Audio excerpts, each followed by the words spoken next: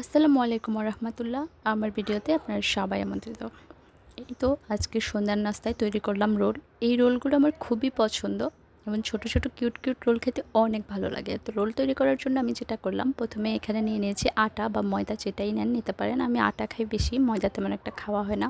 এর সাথে আমি দিয়ে দিয়েছি পরিমাণ মতো লবণ আর আমার পছন্দের কালো জিরা। তারপর একটু তেল দিয়েছি। এখন অল্প অল্প পানি দিয়ে ডো তৈরি করে নিয়েছি।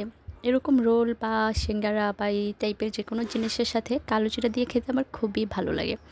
তো এর পুর তৈরি করার জন্য আমি যেটা করেছি, আমি এখানে সেদ্ধ আলু নিয়েছি আর ডিম সিদ্ধ করে নিয়েছি। এখন আমি এগুলোকে গ্রেটার দিয়ে গ্রেট করে নেব। এগুলো মাখিয়েও নেওয়া যায়, কিন্তু গ্রেট করে নিলে একটু ঝরঝরা থাকে, খেতে খুবই ভালো লাগে। তারপর আমি ডিমগুলো সুন্দর করে গ্রেট করে নিয়েছি। এই তো গ্রেট করা শেষ। এখন আমি যেটা করেছি, এর সাথে দিয়ে দিয়েছি জিরার গুঁড়ো, তারপর দিয়েছি পেঁয়াজ, কাঁচামরিচ আর দিয়েছি স্বাদ মতো লবণ।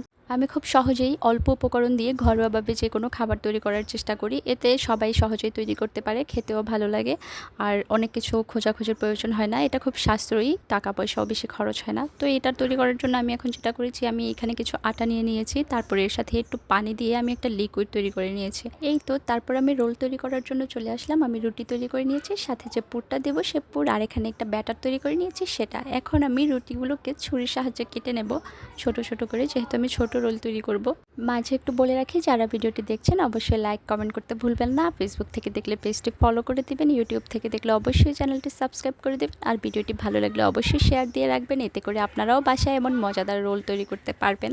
তো এই তো আমার লিচে কাটা হয়ে গেছে রুটিগুলো। তারপর এগুলো দিয়ে আমি ছোট্ট ছোট্ট কিউট কিউট রোল তৈরি করে নিয়েছি। আমি এখানে রোল তৈরি করার প্রথম অংশটা ভিডিও করতে ভুলে গেছি। ইদানিং আমি সব কিছুই ভুলে যাই।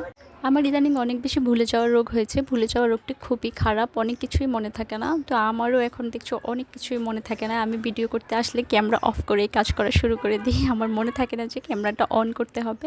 তো যাই হোক, এই তো আমার রোল কীভাবে তৈরি করছি সেটা দেখিয়ে দিচ্ছি।